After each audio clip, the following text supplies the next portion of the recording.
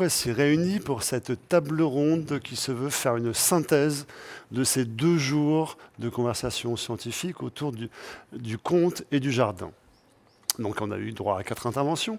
Et à propos de jardin, moi ça m'a plutôt fait penser à un jardin qui est décrit dans un conte, dans une nouvelle de Borges, à savoir le jardin au sentier qui bifurque, où finalement chaque acte donne naissance à 2 mondes différents. Et on se retrouve finalement avec une superposition d'univers, de contes. D'ailleurs, des physiciens se sont inspirés de cette histoire pour leurs histoires du multivers. Mais voilà. Donc il y a un petit côté 4 mondes différents. Et on va essayer de s'attacher, pendant cette heure à venir, à trouver des passerelles, des tunnels entre ces 4 univers. Et donc pour ça, j'ai noté quelques petits éléments qui sont en fait des points communs que j'ai pu repérer dans les 4 interventions. Et donc c'est là-dessus que je vais vous amener à vous exprimer. Et vous aussi, n'hésitez pas à intervenir si vous avez des questions, évidemment. Alors déjà, une question très bête finalement, ou peut-être pas tant que ça en fait, au niveau de la typologie, parce qu'on a parlé de mythes, on a parlé de contes, on a parlé de légendes, on a parlé de fables. Est-ce qu'il y a des différences? Il y en a sans doute, mais quelles sont-elles? J'ai fait ma thèse sur contes, mythes, fables. Ah bah voilà, super. Mais je dirais que c'est une différence d'articulation au temps. C'est-à-dire que à chaque fois, c'est des histoires. Du point de vue des termes, ça a été totalement élastique. On a appelé fable ce qui était mythe, ce qui était conte. Enfin, c'est maintenant. Hein. Je pense que l'articulation au temps n'est pas la même. C'est-à-dire que le mythe, c'est une articulation au grand temps. Le mythe, ça raconte une histoire d'origine, comment c'était dans le temps originel. Donc, c'est des cosmogonies, c'est des choses comme ça. Le conte, c'est une relation plutôt au temps individuel au développement d'une personnalité, à le passage de l'enfance à l'adulte, des choses comme ça.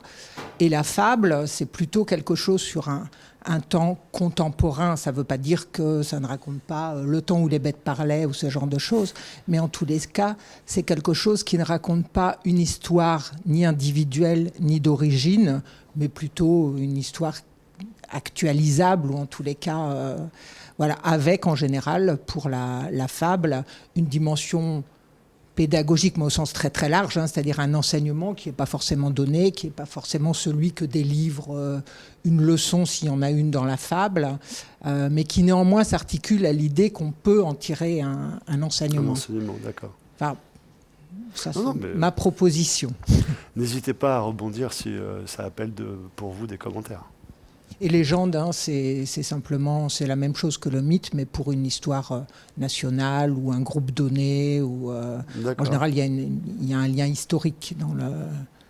J'ai l'impression aussi qu'on ne se rend pas suffisamment compte que les mythologies qui sont décrites dans les grands textes, saints en tout cas, ou qui sont un peu fondateurs, dont on ne sait pas exactement qui les a écrits, c'est toujours une façon la fiction, c'est quelque chose, c'est un miroir dans lequel on se regarde, et j'ai l'impression que ça, c'est commun à toutes ces choses-là, et que le conte a quelque chose de très originel là-dedans. Bien sûr qu'on peut mettre les choses dans des paniers, mais ça participe quand même d'une façon de se regarder, de comprendre le monde, de comprendre notre condition humaine, de se rassurer aussi. Un conte, des fois, ça rassure parce que ça rapporte du vécu propre ou par procuration, qui fait qu'on découvre que d'autres, par cette universalité, vivent la même chose que nous. Donc c'est rassurant. Ils vivent les mêmes tragédies. C'est encore plus rassurant. Et c'est encore plus rassurant parce que donc on se dit qu'on n'est pas complètement à part, ou qu'on n'est pas maudit ou damné si on a des superstitions. D'autres partagent notre mauvais sort. Donc le partage du mauvais sort nous donne une certaine distance avec la vie. Et le conte a ça, en tout cas de ce que j'en découvre, puisque moi je ne suis pas du tout un spécialiste, mais j'y aspire. Mais c'est peut-être cet enseignement qui est à l'état le plus brut, je trouve. Voilà. Okay. Et qui n'est pas si facile à voir, parce qu'il y a beaucoup d'autres superpositions, notamment de naturalisme ou de vérisme, dans d'autres façons de raconter des histoires que sont le cinéma, les séries, et tout un tas de choses. Mais finalement, on s'aperçoit assez vite que celle qui marche ou celle qui impressionne les gens, c'est pas forcément seulement une question de nombre de spectateurs, mais c'est souvent celles qui pétrissent les grands mythes. Et les grands mythes, ils ne sont pas si étrangers que ça, on les vit tous les jours. En tout cas, c'est ce que moi je m'attache à comprendre avec ces ateliers d'impro que je mène, qui sont une exploration de la dramaturgie, de la fiction et de pourquoi on en a tant besoin. Voilà. D'accord. Voilà. Enfin, je ne me suis pas du tout inscrit en faux, j'ai juste raconté autre chose. Jean-Pierre, peut-être... Oui, moi en tout cas, ce matin, j'ai raconté 4 histoires qui sont plutôt de l'ordre de fiction, comment dire, de genres différents, hein, mais qui ne sont pas des contes, sauf à la limite le dernier, l'histoire de Ruiz, l'histoire du maire de Ruiz, qui lui est hanté par ce qui est vraiment un conte, là, qui est l'histoire de je ne me rappelle plus si c'est Blanche-Neige, je pense que c'est ça. Bon, où là il est hanté, c'est ça qu'il est, c'est ça, c'est sur le. Mais autrement, les autres histoires sont plutôt des histoires qui sont d'ordre légendaire. J'aurais du mal, personnellement, même si je pense que c'est très intéressant sur le plan épistémologique, sur le plan de la réflexion sur ce qu'est vraiment un conte. Et là, évidemment, notre voisine, c'est celle qui, à mon avis, est la mieux placée pour y penser et pour définir la limite entre la légende, le conte, le mythe, etc. Bon, c'est pas mon boulot, ça. Hein, bon, voilà. Et je n'y ai pas vraiment réfléchi. En revanche, ce qui me semble, c'est quand même, à chaque fois, ce sont des histoires qui font à la fois réfléchir et rêver, donc qui appartiennent à un genre qui est de la fiction, mais je pense aussi que cette différence entre le conte et la légende enfin, on a commencé à y réfléchir en littérature plutôt à partir du romantisme où on a commencé à collecter des contes dans la population qui se racontaient. Et d'ailleurs, c'est devenu une catégorie qu'on appelait les contes et légendes. Hein. Donc la limite devient poreuse. La frontière est floue. Ouais. Mais quand bien même, chaque genre a atteint, à mon avis, son acmé, en quelque sorte, à des époques selon les catégories d'auditeurs à qui on s'adresse. C'est pas un hasard si les contes de fées en particulier, sont racontés principalement par des femmes aristocratiques qui vivent une condition particulière dans la société de leur temps, qui sont supposées elles aussi suivre, même si le rôle de mère chez elles est très différent de ce qui va devenir plus tard. Bon, mais surtout quand elles deviennent grand-mères, elles racontent. Elle raconte des histoires. Il me semble me rappeler cela dans bon. Mais bon, à mon avis, aujourd'hui, la porosité de ces genres est évidente. Et ma foi, j'aurais bien du mal à les séparer complètement. D'accord. À moins que J'observe des efforts de classification, finalement, voilà, avec des positionnements de limites, comme on fait nous dans le vivant, en gardant à l'esprit que ce sont des classifications artificielles, quelque part. Je ne sais pas si ça doit exister une phylogénie des œuvres fictionnelles pour... J'y venais. On y vient. Alors, on y vient. oui, ça existe au niveau de l'analyse des corpus. Ouais, comme pour les langues, en fait. Exactement, ou en musicologie, ou même en sciences de l'évolution. Ce qui est intéressant, c'est... Alors, moi, je suis plus inspiré ou imbibé, on va dire, d'œuvres fictionnelles plutôt modernes. Mais c'est de voir le côté poreux, justement, je pense à Star Wars, que certains analystes pensent comme une œuvre de presque médiévale, qui se passe dans l'espace, mais c'est presque du médiéval fantastique, parce qu'on a du chevalier, on a des combats d'épée. Oui, le schéma est toujours un peu le même, le bien voilà. contre le mal, quoi. Oui, Une espèce de modèle qui se perpétue à travers... Et puis Lucas Malin, avant d'écrire en fait Star Wars, il a fait des études, alors je ne sais pas jusqu'à quel niveau universitaire, des études de mythologie comparée. Donc il tire les ficelles en fait du jeune messianique. Des arcs narratifs voilà, qui ont déjà fait leurs preuves, quoi.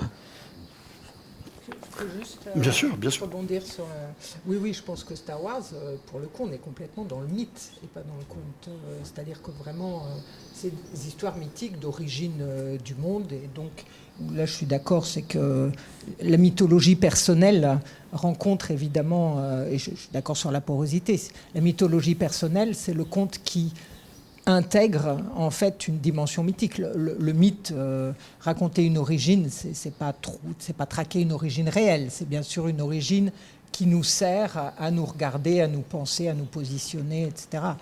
Et Star Wars, je crois que là, il y a eu beaucoup d'études faites sur l'aspect mythologique de Star Wars, et ça ne m'étonne pas. Il n'y a pas beaucoup de jardins dans Star Wars, mais... Oui, Oui, les mythologies, c'est original, mais c'est des hommes et des femmes qui les ont écrites.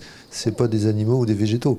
Donc c'était encore une façon, de toute façon, assez, pédagogique aussi de comprendre nos rapports et de se regarder dans ce miroir tout à fait déformant. Peut-être que la classification, c'est à quel point le miroir est déformant ou pas.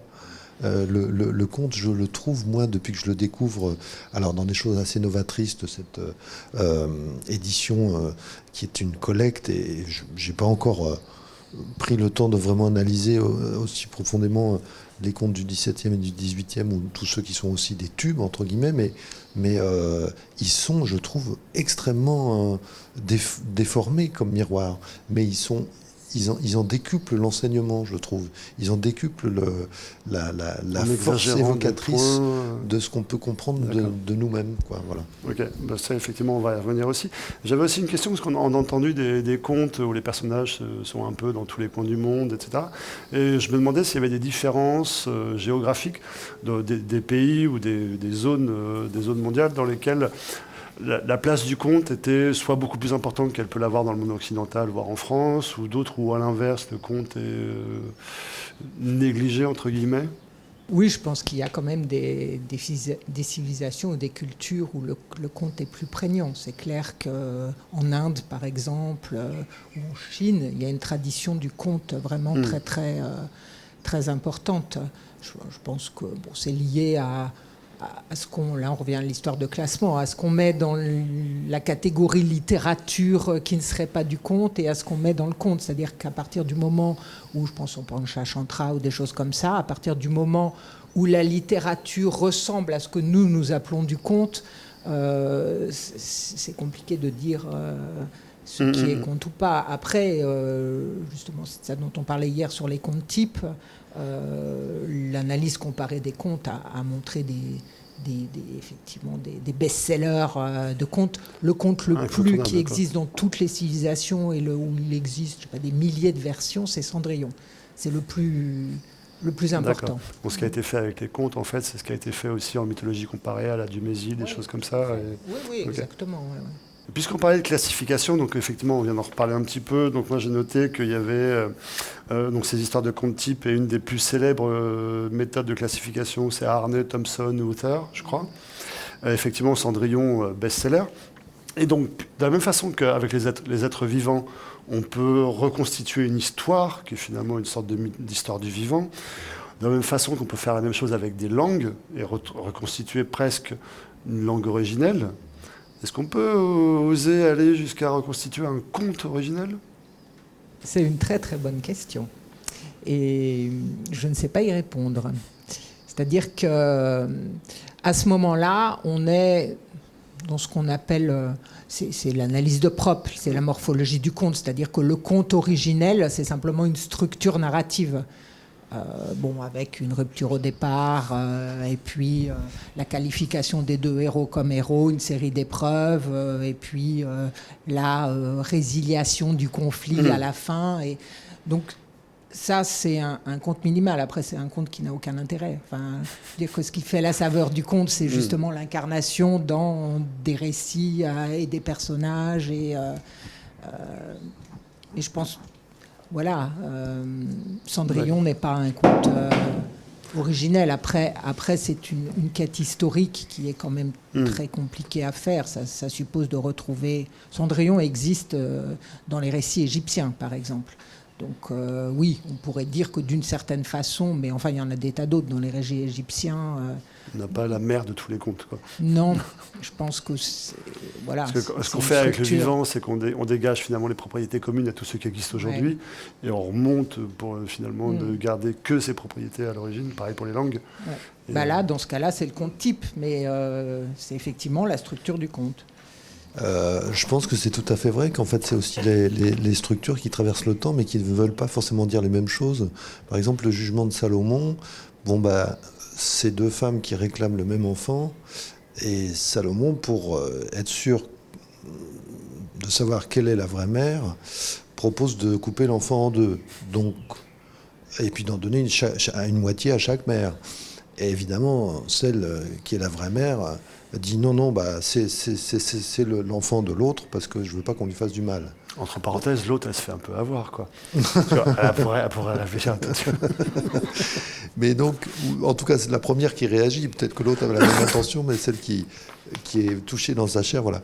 Et par exemple, le même conte est raconté par Bertolt Brecht dans Le Cercle de Craie caucasien, où il dit... C'est l'histoire d'une servante qui a ramassé un enfant qu'une reine a abandonné dans son départ précipité parce que la monarchie était décapitée. Et puis, 6 ans après, elle a élevé cet enfant, cette servante, qu'elle a ramassé, puis par bonté un peu rurale, comme ça, elle s'est dit on ne peut pas laisser un enfant dans un coin. Et puis après, la monarchie est réhabilitée. La reine-mère, pour pouvoir revenir sur le trône, a besoin de cet enfant, qui était le sien, qu'elle a vraiment enfanté. Et le juge Hatzdak doit déterminer qui est la mère, puisqu'elle la réclame toutes les deux. Et donc il trace un cercle de craie au sol, et il dit celle qui tirera l'enfant à elle le plus puissamment, c'est la vraie mère. Et le premier essai, évidemment... La reine tire comme une dingue et l'autre, la servante, le lâche. Et puis il réessaye une deuxième fois parce qu'elle dit j'ai pas assez bien tiré, enfin voilà. Et puis la deuxième fois ça fait la même chose et le juge Hatzdak dit c'est très simple, en fait cet enfant appartient à celle qui l'a élevé. Et donc le mythe est tout à fait renversé, pourtant c'est la même structure. Donc ça part du principe aussi du fait que effectivement le classement ça pourrait être des structures, comme c'est le principe même de ce que tu racontais à plusieurs reprises sur... c'est une possibilité, voilà, pardon. Je n'ai pas grand-chose à dire, sinon ceci, à mon avis, il y a quand même... on en est aujourd'hui plutôt à parler quand même de fiction, à mon avis, comme genre général et qui dont les genres évoluent un peu dans le temps. C'est un peu comme, d'une certaine façon, comme les classifications génétiques je pense, excuse-moi de parler d'un roman que j'ai écrit il y a un moment, qui a comme personnage principal un grand classificateur qui est Adanson, qui est quelqu'un qui s'est occupé beaucoup de botanique et pas seulement de botanique, et qui lui a écrit un livre qui s'appelle Les familles de plantes. Les familles de plantes, ces classifications sont fondées sur des critères qui deviennent déjà beaucoup plus complexes que ceux qui étaient ceux de Linné, qui sont fondés sur un binôme. Et chez Adanson, ça devient plus compliqué, qu'il on pense que son travail, ils sont très... Enfin, il y a peu de temps entre eux. Il y a des grandes polémiques sur la manière dont de classer les plantes selon... Et progressivement, ce qui avait quand même de commun, plus ou moins, c'était que c'était des choses qui sont tangibles, regardables, et mesurables, habituelles. Et aujourd'hui, dans les classifications génétiques du vivant, eh ben, ce sont des catégories qui ont complètement disparu au profit de la chimie, de la génétique, des ADN, etc. Ce qui fait que on ne parle même, il n'y a même plus de systématique. C'est pour ça d'ailleurs qu'il y a de moins en moins de botanistes, de vrais botanistes, autrefois, quand j'étais enfant, on avait des flores. Beaucoup d'enfants avaient des flores. De Bonnier, ouais. Il y avait une flore qui était très répandue, qu'on utilisait pour regarder. C'était formidable, un peu comme dans les histoires de romans policiers, où on remonte progressivement et qu'on trouve, la solution. La solution maintenant, c'est des catégories qui, en tout cas du point de vue scientifique, n'ont plus grand sens. Hein, et donc, en phylogénétique, bon, ça n'a plus rien à voir avec les classifications ni de Linné, sauf qu'on continue d'utiliser ça parce qu'on les a nommés ainsi comme si, avec le latin. Hein, bon. Mais en réalité, ça n'a plus grand sens du point de vue scientifique. Alors je me pose la question si ça n'est pas la même chose du point de vue des fictions, de la littérature, de penser en termes excusez-moi de dire ça, mais en termes de contes, de légendes, et de genre littéraire, comme où commence une nouvelle, où termine une nouvelle et où commence un roman. Sinon que les éditeurs, eux, le savent, puisque en France, ils n'aiment pas beaucoup les nouvelles, ils publient peu, et qu'ils ne publient pratiquement que des romans. Alors que dans le monde anglo-saxon, la nouvelle est très répandue. Et puis nouvelle, ça veut dire roman en anglais, donc on est un peu perdu dans tout ça, quoi. Voilà, juste pour ces histoires de classification, finalement, tout ce qui était basé sur l'anatomie, on avait finalement une image de la surface. Et quand on s'intéresse à la génétique, on réintroduit du narratif, en fait. On réintroduit l'histoire des espèces, on réintroduit de l'histoire, tout bêtement, une profondeur du temps. Quoi. Oui, mais fondé sur quand même la chimie, sur des choses qui n'étaient pas connues à l'époque des familles de plantes. Et peut-être qu'on peut faire l'analogie, effectivement, avec les œuvres de fiction, en essayant de chercher des caractères dérivés partagés, ce que nous, dans le jargon biologique ou paléobiologique, on appelle ça des apomorphies. C'est chic. Du coup, ce serait quoi pour les œuvres de fiction ? Il y a beaucoup, il me semble, je ne suis pas spécialiste, la question des origines, d'où venons-nous ? Et puis peut-être la réflexion en miroir ou pas, où allons-nous ? Est-ce que ces deux questions fondamentales vous sembleraient collées au conte originel ? J'ai l'impression que la fiction, c'est aussi une façon, c'est ce que je disais tout à l'heure, c'est une façon plus... Je ne sais pas si ça a la vocation ou l'intention première, mais peut-être que ça le fait sans le savoir ou sans le vouloir, de répondre à cette question d'où on vient, etc. Mais je trouve que la science est presque plus pertinente dans son narratif et dans sa façon d'attirer des gens vers elle, parce que c'est la vraie grande question pour eux. Tandis que pour la fiction, c'est plutôt de se demander comment surmonter nos souffrances. Et là, peut-être qu'on peut classifier d'une certaine manière les différents genres littéraires, ou en tout cas les différents genres de contes, peut-être, par le fait que où comme on disait tout à l'heure, Aurélia, où il y a un parcours initiatique, où il n'y en a pas. Est-ce que c'est la vie complète d'un héros ou d'une héroïne ou pas? Est-ce que ça finit bien? Est-ce que ça finit mal? Est-ce que ça finit bien? Est-ce qu'il y a une morale ou pas? Qu'elle soit immorale d'ailleurs. Mais c'est sûr qu'on n'a pas les mêmes ingrédients que la science qui peut s'accrocher quand même à des faits tout à fait rapprochables, et d'essayer de faire de la science avec la fiction, c'est plus dur. Je ne dis pas que c'est impossible, mais c'est vraiment beaucoup plus dur. Je pense qu'il faut vraiment distinguer ce qui relève du genre littéraire, qui est une notion maintenant qui est quand même assez désuète. Parce qu'un genre, c'est une définition quand même assez précise, c'est-à-dire qu'il faut qu'il y ait vraiment une combinaison de thèmes et de formes. Donc un genre littéraire, ça suppose une forme particulière. Tout ce qui relève du conte, c'est compliqué du point de vue de la forme. On peut dire c'est narratif, mais ça peut prendre tout à fait d'autres... ça peut prendre une forme théâtrale, ça peut prendre des conversations. Donc c'est pas un genre littéraire, sauf quand ce dont j'ai parlé à la fin du XVIIe, parce que là c'est une forme précise. Donc ça c'est en tant que genre littéraire, mais c'est pas tous les contes. Donc, ça c'est une chose. Après, c'est une discussion qu'on avait en off un peu tout à l'heure. Moi, j'ai tendance à penser qu'une classification, ça a un usage. En fait, c'est pas dans la nature, la classification. Donc, si on classe quelque chose, c'est un moyen de trouver quelque chose.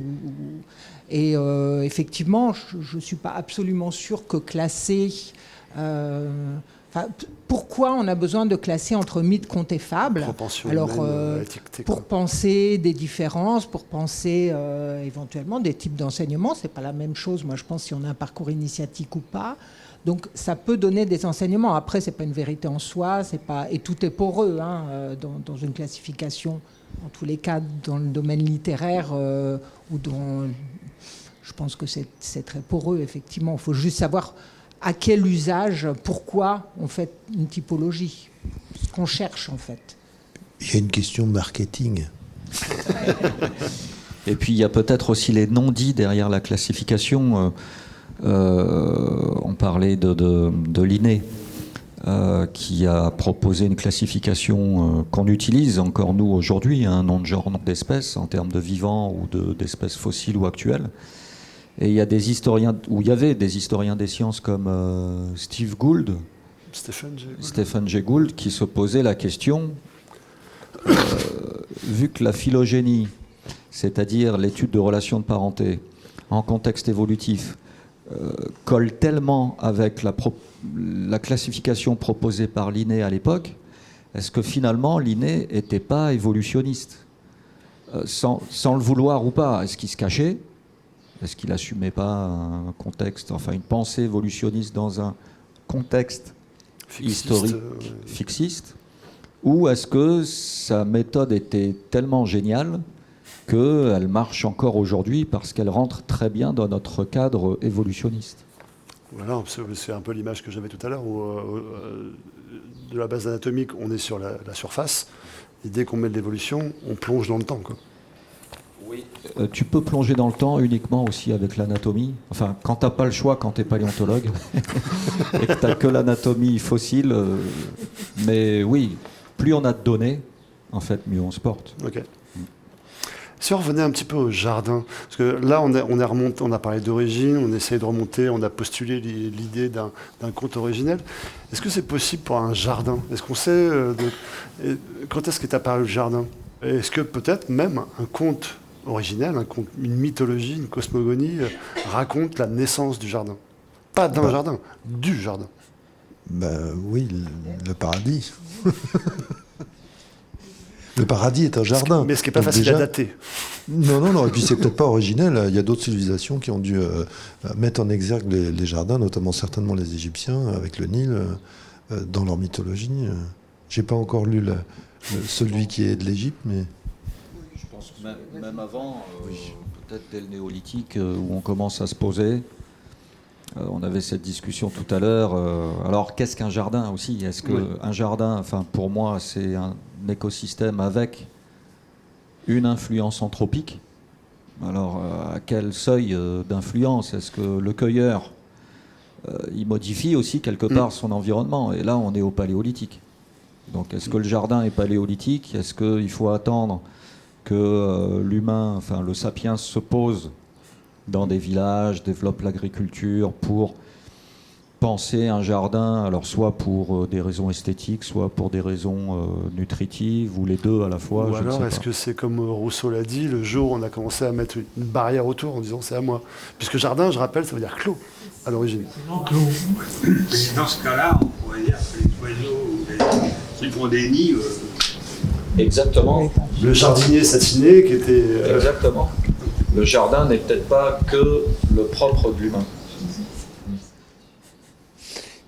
Là, je ne suis pas d'accord. Je ne suis pas d'accord. Je pense que effectivement, Ceci dit, il n'y a eu aucune affirmation. participent dans les jardins toutes sortes de végétaux, d'animaux, des vers, etc. Que tout ça fonctionne et ont un rôle dans ce qu'on appelle le jardinage. Mais ce que moi j'appelle le jardinisme, non. C'est-à-dire, c'est nécessairement une œuvre pensée par, avec l'anthropique, avec l'intervention humaine, même si, effectivement, aujourd'hui, on met en cause, en anthropologie, la question justement de la séparation entre les espèces et entre l'humain et les autres espèces. Mais moi, je pense que c'est une différence fausse. Je continue à penser qu'il y a une spécificité de l'espèce humaine, mais non pas comme le pensait Descartes avec ces animaux-machines, hein, mais comme dans une continuité effectivement des espèces vivantes, certes, mais je ne vois pas comment, par exemple, on pourrait aller, pour prendre une image bête, sur la Lune, s'il n'y avait pas une espèce humaine. C'est pas possible. Ça n'existe pas. Ça n'existe pas parce qu'il y a là toute une question, et c'est la même chose dans les jardins, même si le premier jardin vraisemblablement peut être pensé comme sur des brûlis, c'est-à-dire c'est là par différence avec la cueillette et il y a quelque chose de différent qui se produit. On a brûlé des arbres et ils poussent à nouveau Oui, c'est le fameux cycle de la matière C'est un organique. cycle là. Bon, vraisemblablement, le premier jardin sera sur un brûlis qui, lui aussi, d'une certaine manière, a son enveloppe, puisque elle est à sa limite. Et c'est là qu'on revient à l'origine du mot jardin, qui est la même chose que le mot clos, ou que le mot, etc., mais qui évidemment, elle-même, elle devient poreuse progressivement, surtout lorsque, au XVIIIe, on va dire, il va y avoir des théoriciens qui vont dire que toute la nature est un jardin. Hein. Mais là encore, c'est une extension discutable, enfin sur le plan épistémologique, même si on peut en penser dans ces termes-là. Mais il y a quand même c'est une œuvre humaine. Le jardin est nécessairement... même lorsque Gilles Clément construit par exemple, à Lille, il a fait un parc qui s'appelle le parc de Radil, où il y a une butte construite qui est inaccessible. Hein. Elle est inaccessible pour que la végétation primaire puisse reprendre progressivement. Mais tout ça, c'est une œuvre. C'est quand même une œuvre humaine. C'est-à-dire, c'est pareil quand on raconte aussi les parcs naturels sont complètement artificiels. Donc, c'est tenu par la loi. C'est donc une œuvre qui est projetée par... Est-ce que ça veut dire qu'il y a une finalité? Mais C'est-à-dire, évidemment. D'accord, parce que du coup, ça veut dire que l'Amazonie, qui est finalement habité depuis des millénaires par des Indiens qui plantent, qui ménagent leur petit jardin et qui se répercutent partout. On a coutume de dire que l'Amazonie est finalement un grand jardin. Vous n'êtes pas d'accord finalement? Non, c'est une extension facile, où il faudrait avoir un autre mot. Et c'est de la même manière que de dire qu'on remplace maintenant les notions justement qui étaient considérées comme trop anthropologiques et pour en remplacer par la notion de vivant, mais on pourrait continuer parce que dans les jardins il y a aussi des pierres. Là, je pense qu'il y a une question d'ordre limite aujourd'hui. J'ai lu les livres de Lahire, par exemple, récemment, qui me semble poser les questions de façon juste, alors que vis-à-vis de l'extension et à travers le concept de vivant, on voit bien que d'un seul coup, on peut tout décider que toute l'histoire de l'humanité pourrait être faite par n'importe qui, c'est faux. C'est faux. Oui, ce que dit Francis Wolff aussi. Il n'y peut rien. Enfin, à mon avis. Évidemment, ça ne veut pas dire que je sois cartésien au sens classique, mais ça me semble une extension trop simple. Et peut-être trop simple, et parce que anthropocentré. On a souvent des appropriations de comportements humains qui sont validés par des observations sur différentes espèces ou différents comportements. Après, la notion d'oiseau jardinier, ce sont les ornithologues qui parlent sans doute anthropocentrisme. Et vous pointez du doigt jardinier, jardiniste. C'est intéressant parce qu'il y a la conception aussi effectivement derrière, donc peut-être qu'on pourrait reprendre ses collègues ornithos en leur disant l'oiseau jardinier n'est pas jardiniste. Oui, il va falloir changer le nom des piafs, ça va être compliqué quoi. Il ne faut pas confondre le jardinage avec l'art des jardins. C'est différent. Tu voulais intervenir? Oui, non, mais j'ai vu dernièrement une interview d'une dame dont je me rappelle malheureusement pas le nom, qui disait que en fait les chiens nous avaient bien eus parce qu'ils nous ont totalement domptés. C'est eux qui nous ont domestiqués. C'est eux qui nous ont totalement domestiqués, puisque en fait on leur cherche à manger, on les héberge, on les emmène chez le vétérinaire, ils nous coûtent un bras, on se met en cadre pour eux, pour tout un tas de raisons, etc. Et donc voilà. Vous connaissez Demain les chiens, le livre formidable qui s'appelle en anglais City, qui est l'histoire, c'est l'histoire d'une... Maintenant, la civilisation humaine a disparu parce qu'elle a tellement été compliquée, elle a abandonné les villes, elle est allée aux campagnes, tous ces délités. Et progressivement, l'espèce nouvelle qui a pris le pouvoir, ce sont les chiens, qui se racontent maintenant à la veillée des histoires fabuleuses qui concernaient les anciens humains, c'est un livre extraordinaire, un des très grands livres qu'on dirait de science-fiction, mais bon, cette dame, peut-être a-t-elle lu ce livre dont la traduction française est fausse, puisqu'elle dit « Demain les chiens », alors que le livre anglais, c'est « City », qui mettait en discussion le fait que la civilisation américaine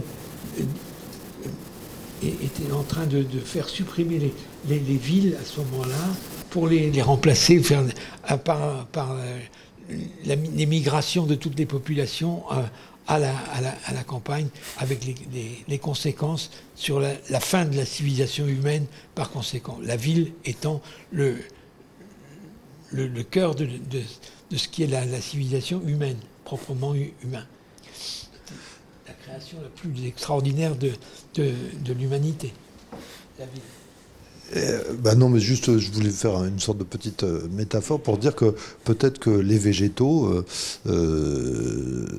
pour survivre, nous ont domestiqués, et c'est pour ça qu'on fait des jardins. Il y a des gens qui disent ça, on a été apprivoisés par les arbres. On rejette du CO2. De quoi est-ce que consomment les arbres et les plantes du CO2 ? Quand on meurt, on devient de la matière organique qui la récupère des plantes. Finalement, on est les toutous des plantes. Mais c'est encore une intention qu'on leur prête et qui est un peu anthropomorphe. Oui, avec les plantes, c'est le gros écueil. J'avais lu la même chose avec les virus. Des collègues phylogénéticiens, en fait, avaient comparé les arbres évolutifs des virus avec celui des vertébrés, et ça match quasi parfaitement. Et ils en avaient déduit l'hypothèse comme quoi toute l'évolution des vertébrés n'est qu'un support historique, on va dire, pour la survie des virus. Pour la survie et le développement des virus. On peut même remonter plus en amont avec c'est le gène égoïste de Dawkins, finalement. Exactement. Voilà, en gros, c'est l'ADN nous a inventé pour mieux se perpétuer, quoi. Ça marche bien. Une chose qui est un peu saillante aussi dans les 4 interventions, plus dans certaines que dans d'autres, c'était le rôle politique du conte. Donc on a parlé ce matin de confrontations sociales fréquentes dans les contes, on a parlé du rôle politique du jardin de Versailles, on a parlé du conte comme finalement un acte de rébellion contre la politique, contre la littérature, où on mettait dedans des choses dérangeantes et un peu politiques. Et donc je voulais savoir ce que ça pouvait vouloir dire sur le rôle que peut avoir le conte dans une société. Et là, c'est pareil, vous avez 2 heures. Un peu moins, maintenant. C'est vrai que... Mais ça, tu me corrigeras, Aurélien, mais il y a beaucoup de contes. En tout cas, c'est peut-être un des ingrédients possibles de la classification, d'une certaine manière, ou de genre de contes, donc de sous-classification, où il y a souvent... Et c'est souvent d'ailleurs plein d'enseignements, des confrontations sociales avec des grands écarts entre des rois, des mendiants, comme celui que j'ai lu ce matin. Le philosophe et le jardinier. Voilà, le savoir, tous ceux qui se sentent supérieurs par rapport à ceux qui sont considérés comme inférieurs. À chaque fois qu'il y a une mythologie autour de ça dans le conte, c'est fort. Là aussi, le miroir déforme beaucoup pour mettre en valeur et en exergue souvent une morale qui sert plus souvent à ceux qui sont dans des conditions inférieures, mais des fois c'est aussi une certaine hypocrisie. Tu veux dire pour se rassurer, parce que ou ça plus une simple vertu diagnostique finalement, dire le monde dans lequel on vit n'est pas terrible, ou ça peut même aller plus loin peut-être et provoquer du changement. Je ne pense pas que ce soit les rois qui écrivent les contes, et dans l'oralité, à mon avis, ça vient plutôt aussi souvent de gens de basse classe ou de paysans. Donc, eux racontaient plutôt une chose d'espoir, ou de châtier ceux qui considèrent qu'ils sont des gens inférieurs. Donc la morale est toujours plus ou moins pour eux. Les rois raconteraient peut-être les choses autrement. Ou les nobles. Moi, je suis vraiment assez d'accord. C'est-à-dire que...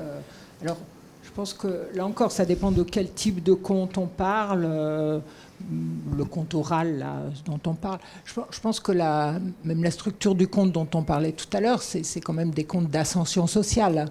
Alors, moi, dans les corpus que j'ai étudiés, c'est plutôt de la reproduction sociale, souvent. Mais cette reproduction sociale...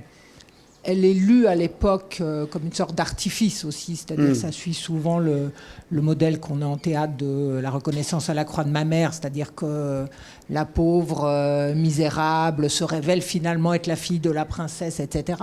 Mais bon, ça, personne n'est dupe en même temps. Ça raconte plutôt, oui, normalement une histoire d'ascension sociale et porteuse d'espoir.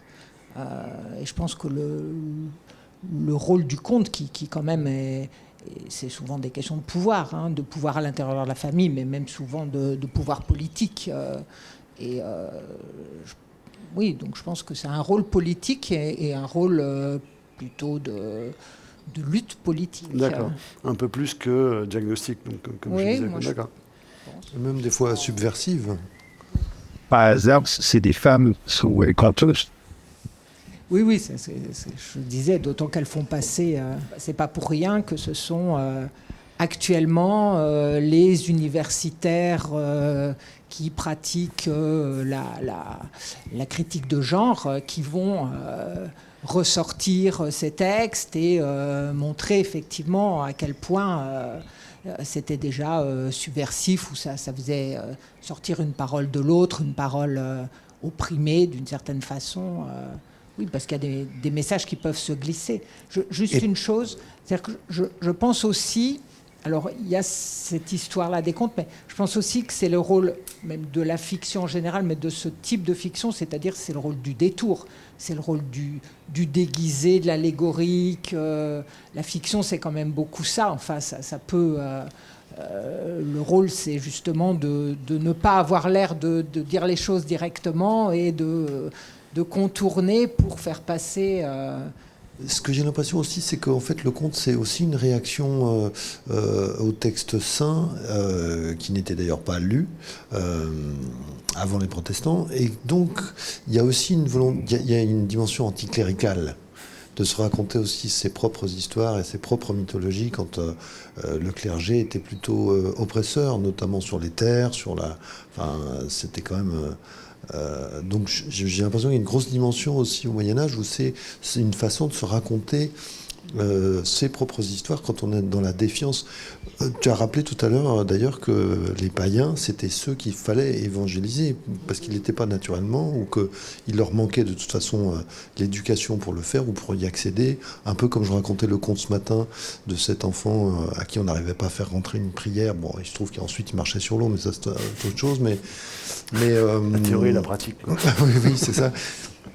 Mais je pense qu'il y a aussi cette subversion-là. En tout cas, c'est vrai, par exemple, dans le cinéma hollywoodien, il y a énormément de cinéastes, comme Samuel Fuller, par exemple, qui ont fait des tas de films où ils ont assumé complètement, parce que la machine hollywoodienne, de toute façon, était une machine commerciale qui avait l'impression de pouvoir maîtriser les sujets des uns et des autres et de faire ce que le public avait envie ou ce qui pouvait marcher ou ce qui pouvait rapporter de l'argent. Mais ils ont tous fait ce qu'ils ont appelé de la contrebande. Scorsese le dit vachement bien dans toute la façon dont il a étudié tous les films qui se sont faits avant qu'il en fasse lui. Et c'est vrai aussi dans la nouvelle vague américaine qui a lieu de 69 à 76, juste avant Star Wars, avec des gens qui, en plus de ça, n'ont des fois pas le sentiment et la conscience de faire de la contrebande ou des choses subversives. Oui, c'est juste, mais en même temps, par exemple, dans beaucoup de contes de fées, ça termine, ils se marièrent et ils eurent beaucoup d'enfants.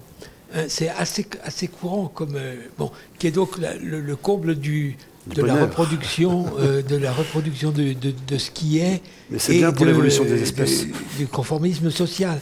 Alors, est-ce que ça n'est pas en même temps à ne pas entendre comme on l'entend, c'est-à-dire comme de cette reproduction, ou bon, voilà, c'est pour trouver où est la limite. La limite, là encore, c'est compliqué. C'est compliqué de savoir comment, chez, par exemple, Madame D'aulnoy, si ce n'est pas la reproduction de la même société qu'elle défend d'une certaine façon. Je ne sais pas. Je ne sais pas.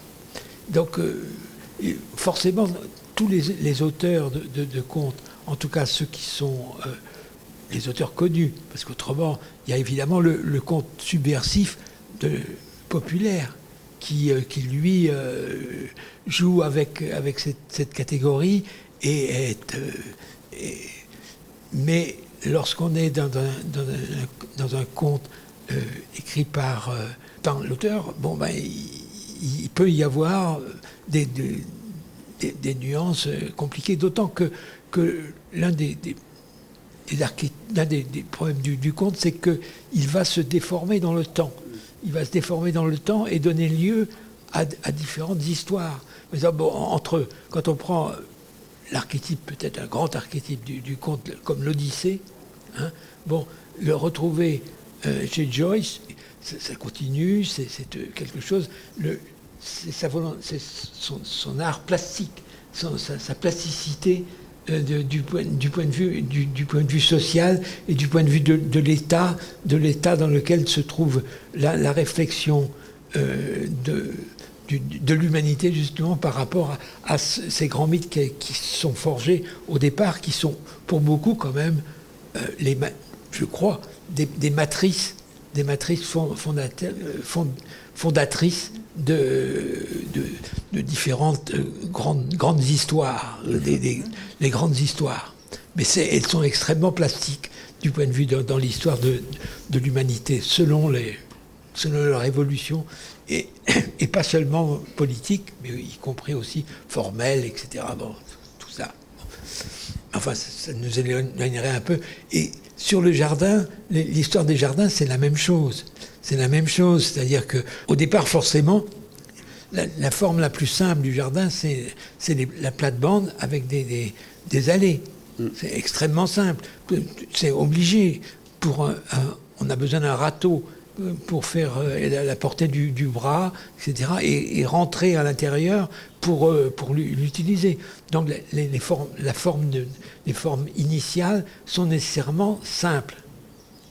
Et progressivement, elles vont prendre différentes catégories jusqu'à disparaître dans ce qu'on appelle les jardins anglo-chinois.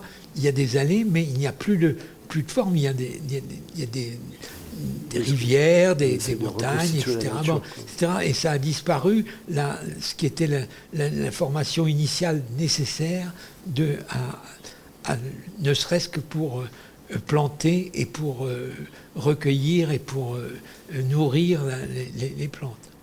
D'accord. Mais j'arrivais au jardin actuel en passant par les contes, mais d'abord je voulais, puisque là on vient de parler des contes, de leur rôle politique plutôt avant, mais je voulais savoir ce qu'il en était aujourd'hui dans la fabrication des contes. Qui écrit des contes encore aujourd'hui ? Moi, j'ai toujours été attiré. Tout à l'heure, tu as parlé d'un film de Capra, qui est un de mes réalisateurs préférés, mais pas seulement pour l'aspect cinématographique, qui sort pas forcément tellement du lot sur ce plan-là, mais sur les sujets auxquels il s'attaque et la façon dont, en fait, à chaque fois, chacun de ces films sont des fables. Moi, j'ai toujours été attiré par le Horizon perdu. C'est quand même l'histoire que tu rappelais tout à l'heure, c'est l'histoire d'un avion qui se crache à proximité d'une vallée qui est entourée de montagnes extrêmement hautes que presque personne ne pénètre jamais. Et puis quand ils arrivent dans cet endroit, ils découvrent que c'est donc justement un jardin d'Éden, quasiment. Enfin, c'est absolument magnifique. C'est au fin fond du Tibet. Et puis la civilisation est tout à fait arrivée jusque-là, donc tout le monde Et puis un des personnages, le personnage principal, tombe amoureux d'une femme qu'il a envie d'emmener avec lui pour lui faire connaître le reste du monde, puisque cet endroit vit dans un vase clos. Et puis ensuite, au moment où elle passe les murailles, elle se met à vieillir terriblement, parce qu'en fait, c'est un endroit qui est un tel Éden et qui est tellement protégé de peut-être des pollutions ou de tout un tas d'autres choses, que les gens ne vieillissent pas, mais quand ils sont en contact avec le reste du monde, tout d'un coup, ils reprennent leur âge et qu'en fait, elle a plus ou moins 120 ou 130 ans. Donc là, c'est encore un conte, et Capra, il est que là-dedans. Et pourquoi je parle de Capra, c'est parce que moi, c'est celui qui m'a le plus influencé aussi sur justement la dramaturgie, sur les parcours initiatiques, donc je ne sais pas si on peut appeler ça conte, mais moi, j'ai le sentiment d'écrire des choses qui se rapprochent de la fable, en tout cas, oui, puisque j'écris des pièces de théâtre et des scénarios, mais et en tout cas, c'est ce qui m'attire, ou c'est ce que quand je trouve qu'un film est un bon sujet, je me rends compte assez vite que c'est parce que c'est une fable, parce que il y a un rapport, il y a effectivement souvent un parcours initiatique. Les personnages vivent des changements qui feront qu'ils seront plus jamais pareils qu'après ça. Parce que là, l'exemple que tu donnes, ça renvoie tellement aux pêcheurs et au jardin des pêchers de ce matin. Oui. Ils rentrent dans un endroit inaccessible et ils leur sortent et puis on ne peut plus y retourner, quoi. Absolument. Enfin, il y a des échos terribles avec ça, quoi. Oui, oui. C'est une réponse à penser que c'est impossible, que c'est une idée impossible, puisque ça existe, mais c'est inatteignable, puisqu'on ne peut pas le reproduire, etc. Donc c'est ça, c'est donc l'anti-utopie, tout en étant utopique à certains égards. Bon. Et sa fragilité. Mais sur Capra, il y a beaucoup de choses à dire parce que lui, effectivement, c'est un idéaliste total qui pense en matière de conte. Mais tous ses films sont là-dessus. Si je peux rebondir sur l'utopie, il y a le problème, il existe un genre, si on peut dire, de l'utopie narrative, qui donc raconte effectivement avec un certain nombre d'éléments types, quelqu'un qui arrive donc, qui fait naufrage, ou etc., qui arrive dans un endroit difficilement pénétrable. En général, il y a un sas d'entrée. Mais ce qui définit l'utopie narrative, c'est la personne qui écrit le texte. C'est-à-dire que la personne est revenue et la personne témoigne. Alors c'est inaccessible, mais il y a le témoignage. Et là, avec le cinéma, moi je ne l'ai pas vu ce Capra-là, et d'ailleurs je sens que je vais le chercher très très vite. Mais le geste du cinéaste, il n'y a pas de narrateur. Non. Donc c'est vraiment un monde perdu, un monde inaccessible qu'on a vu par effraction. Oui, mais quand même, si je me souviens bien, effectivement, mon souvenir est lointain, c'est quand même un avion qui se crache, et donc quelqu'un de normal, d'une certaine façon, qui a accès par hasard à ce monde singulier.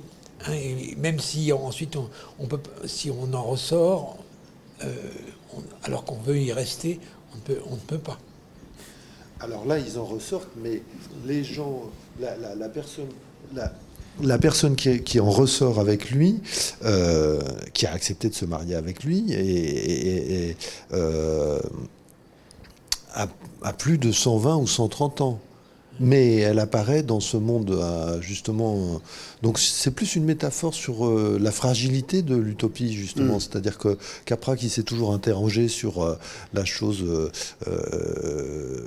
collective, communiste éventuellement, mais dans le sens pas de ce qui a été appliqué au XXe, mais en tout cas dans cette utopie-là, on va dire socialiste, il s'est tout le temps posé la question autour de ça.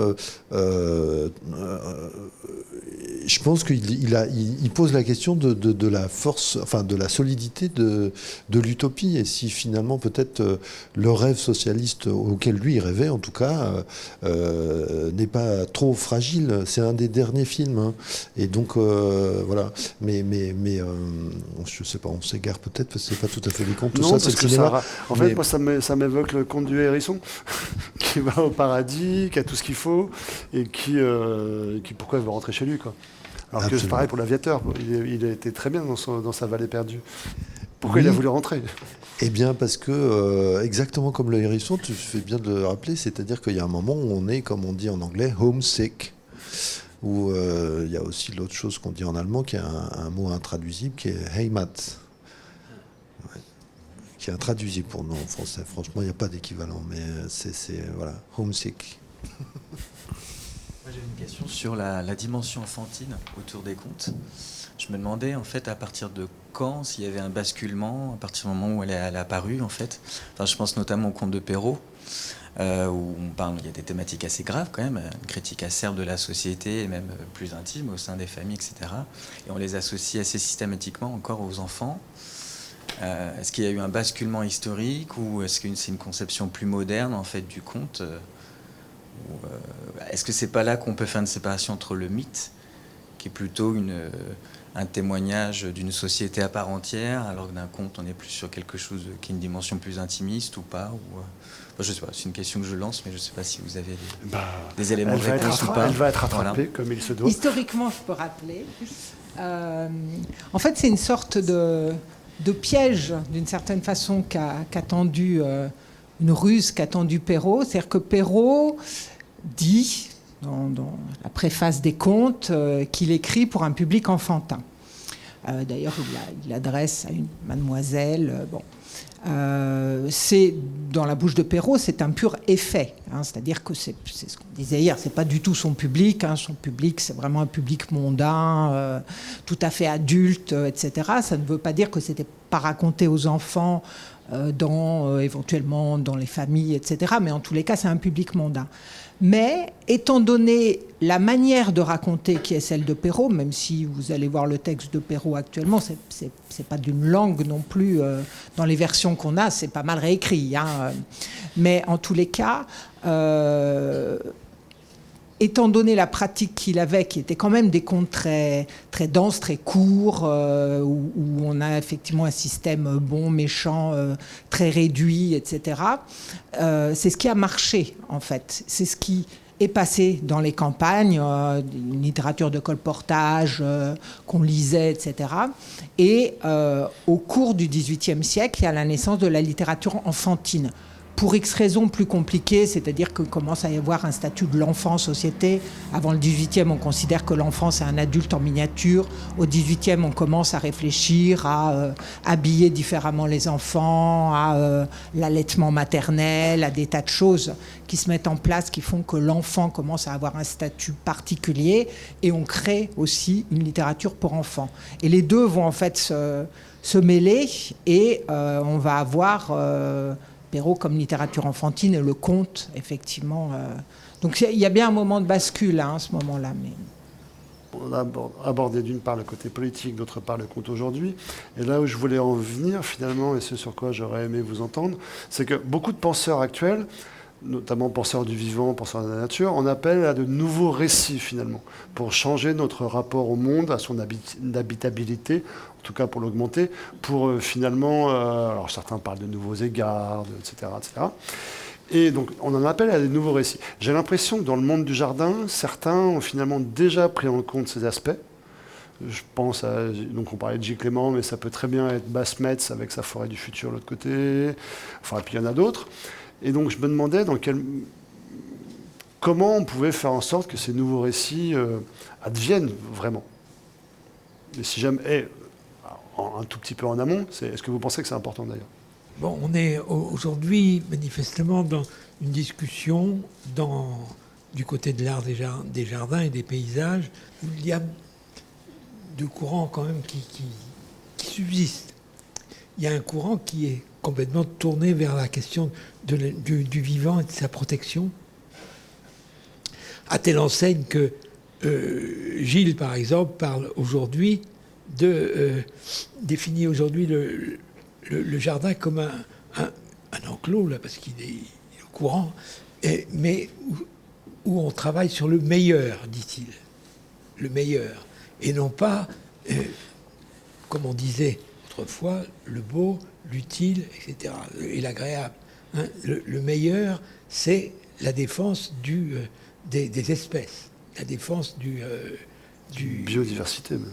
De la biodiversité. Bon. Mais il y a d'autres courants parmi les grands, parmi les meilleurs, si je puis dire, jardinistes et paysagistes, qui certes pensent eux aussi à la biodiversité, mais continuent à penser que le jardin a aussi une fonction d'embellissement. D'embellissement, et là où commence le beau, où il finit, etc. Bon, et donc on renvoie à une discussion sur la nature de l'art, de l'art lui-même, bon, depuis Duchamp, etc. Tous ces trucs-là. Donc on en est là aujourd'hui. Et d'ailleurs, Gilles Clément a cherché à sortir de ça en parlant. Il a écrit un petit livre qui s'appelle « Traité de l'art involontaire », hein, où il prend comme exemple ses visites en Afrique du Sud d'autrefois, où il y avait des grilles qui séparaient des populations, et du plastique était coloré, avait fondu sur ces grilles et provoquait et donc de l'art involontaire. Mais de même de l'art involontaire, ça sera par exemple, effectivement, lorsque dans une forêt, on pourra voir ce qui pourrait appartenir comme une sorte de jardin qui apparaît spontanément dans une clairière.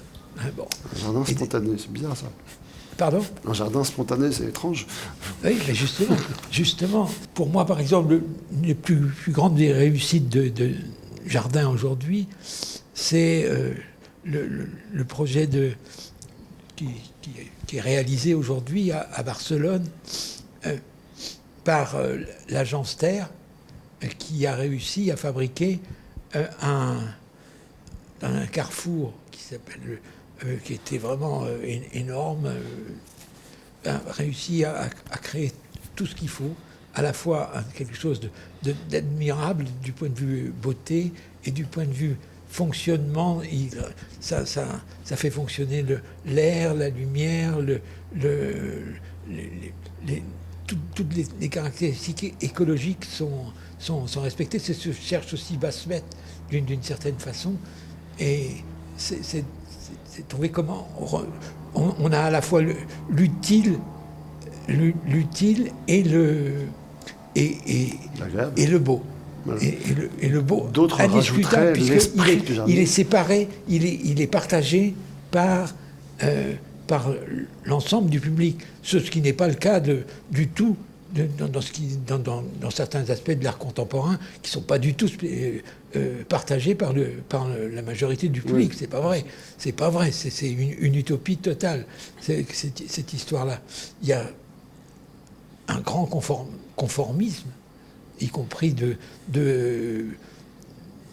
bourgeois qui apprécie l'art contemporain parce qu'il faut le faire, parce qu'il faut apprécier l'art contemporain. Moi, j'apprécie l'art contemporain personnellement, mais pas tout, mais évidemment. Mais on est là dans des considérations très compliquées sur où commence et où ça finit, donc entre le jardinage et le jardinisme, justement. Mais il doit forcément aujourd'hui répondre. C'est ce que je parlais de Kong Liu tout à l'heure.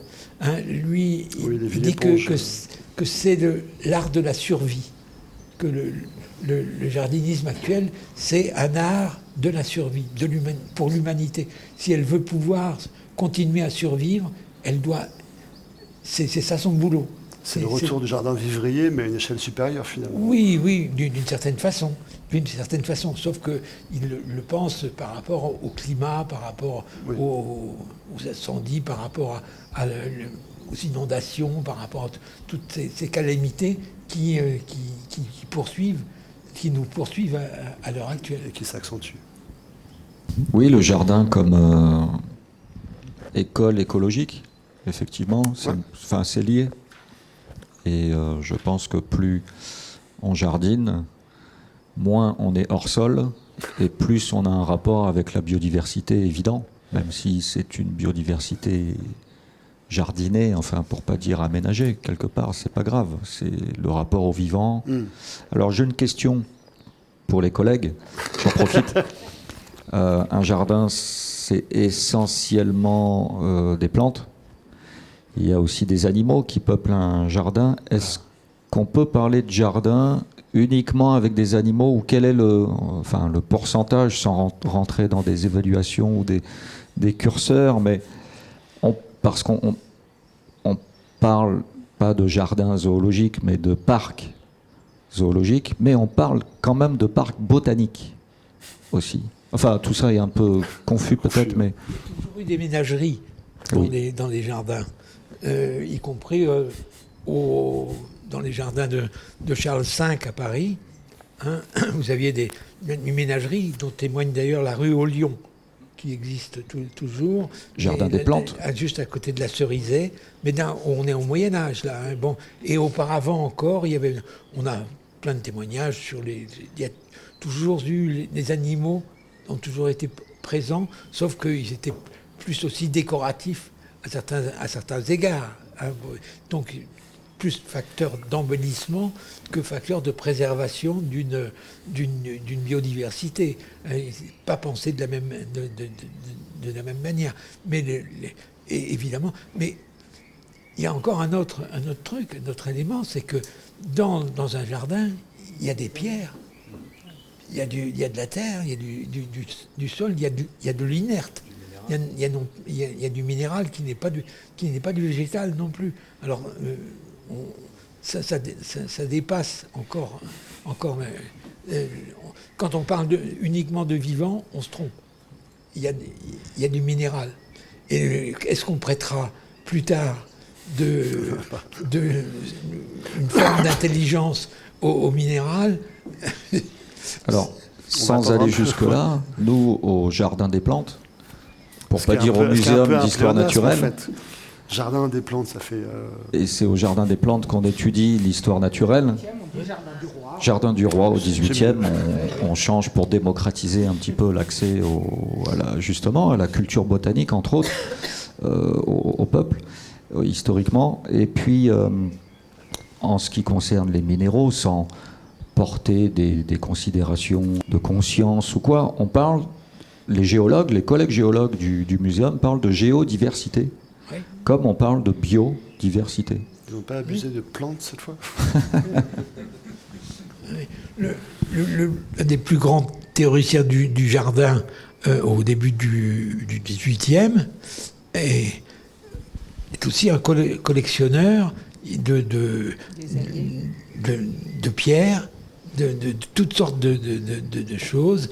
Et donc il a un cabinet de curiosité dans lequel, effectivement, il a participé à l'écriture du traité d'art des jardins, qui est considéré comme celui qu'aurait pu écrire le nôtre, qui est en fait écrit par un autre grand architecte qui a été assassiné vraisemblablement par le tsar russe lorsqu'il a été battu à mort parce qu'il ne voulait pas fabriquer il avait une autre conception de l'art des jardins et de l'architecture que Pierre le Grand.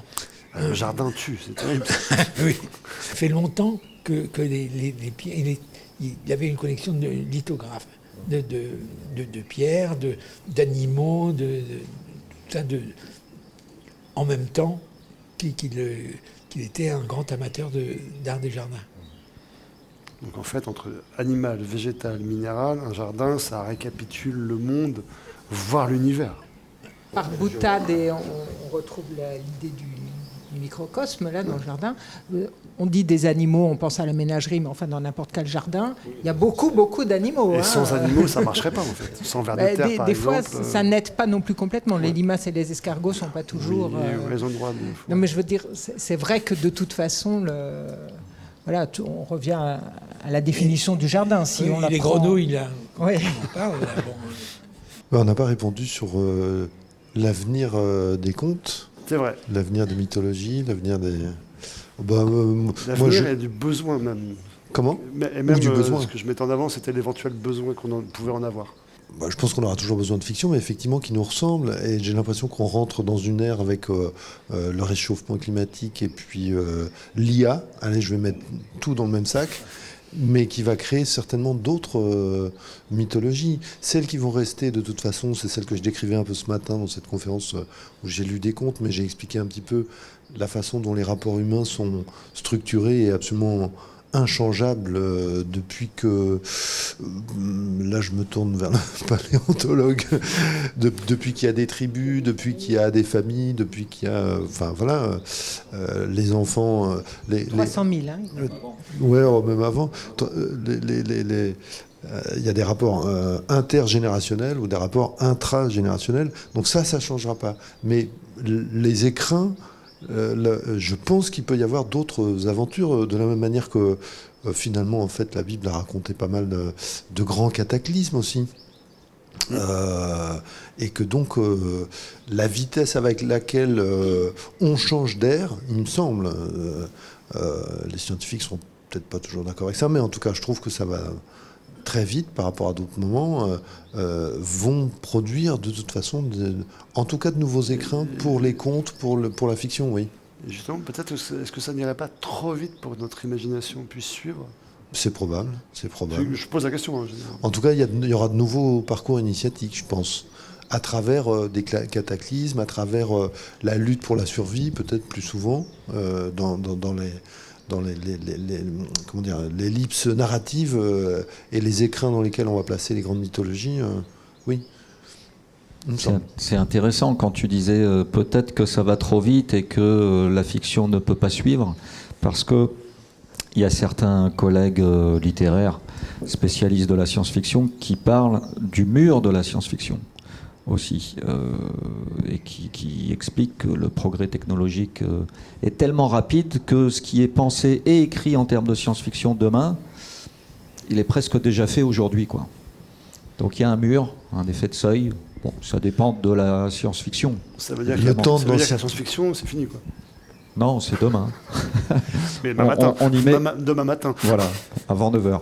Oui, c'est qu'on sait tellement pas tout ce que va pouvoir faire l'IA que du coup le temps de l'anticipation devient réduit. C'est aussi ça peut-être le mur. Mais il faut lui demander à elle. Et puis je pensais à la science-fiction quand Qu'elle vous parliez écrive ses propres fictions. Exactement. Qu'elle écrive son avenir. Et là, elle bug. Il y a autre chose. Non, je pensais à la science-fiction quand vous parliez du rôle politique en fait du conte. Il y a tout un pan, pour pas parler de genre ou de sous-genre, mais de la science-fiction qui s'appelle l'anticipation, ou même la SF politique, hein, on pense à Damasio et compagnie, qui est là vraiment... hyper politique. Oui, dystopique, enfin... Ah oui, il est furtif. Et subversive. Ouais. Déjà, 1000 merci à vous d'être intervenu, d'avoir participé à ces conversations d'une part, à cette table ronde de synthèse d'autre part, et merci à vous aussi.